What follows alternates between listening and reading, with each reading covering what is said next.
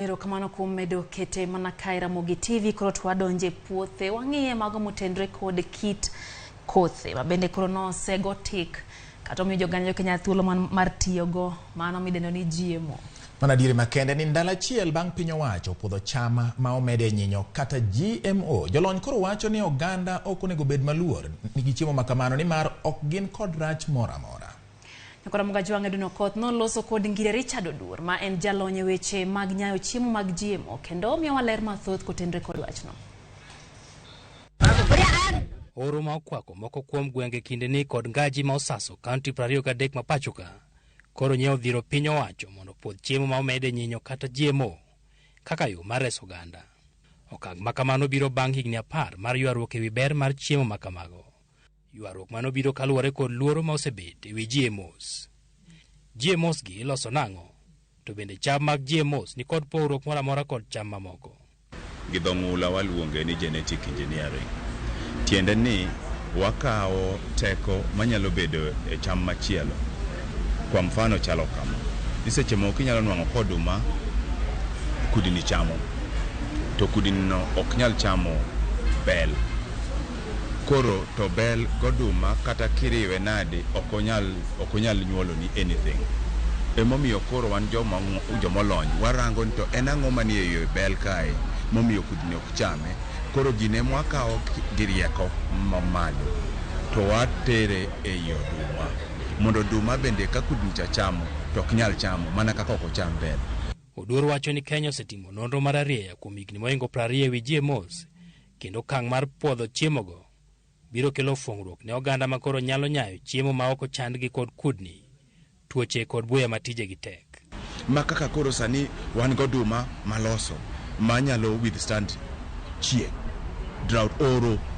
Koro wafwenyo kaka bende wanyalo tiyo makoth hayongo ni ka en piny kanyo nikech gima omiyo koth hayongo ni otwi en nikech oduma osenyise nitie gima ongego to sama gima oduma golo no gi dho ng'ula waluongo ni stragolacto e gima be nyiso ga hayongo ni ero oduma osebiro koro chak germinate. Koro wan gi rieko moro ka mwamiyo oduma sama koro oduma goro signal ne modwa kawo nutrients e lowo to signal no ok nyal miyo kodhi ma hayongo ti. Ngire Oduor bende medo ni luoro ewi GMOs ne okel kod ywaruok mag ohala kama bende okwayo oganda ni ka kodhigo chopo to gichak pidhogi mapiyo ahinya to mago mag pamba.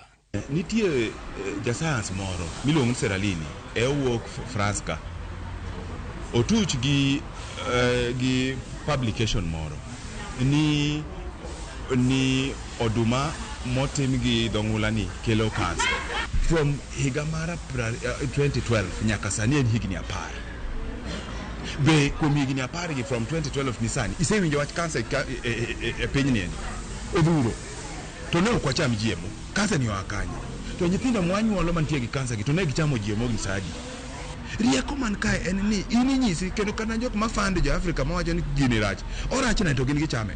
Kata kamano rach manyalo bedo mar GMO en ka onge regulatory kaka jok mang'iye to utime nade mampono ne ma ji ok ong'eyo nikech sama wakawo jini ni kwa golo kamachielo kwa kete kamachielo en random integration gimoluongo gi dho ng'ula ni integration no en random onyalo bet kendo ami mfano seche moko inyalo wacho ni okay an kaka in koro idwaro mana yie wi mondo bed probably maboyo kata bed ma white mamano mana mfano machiwo.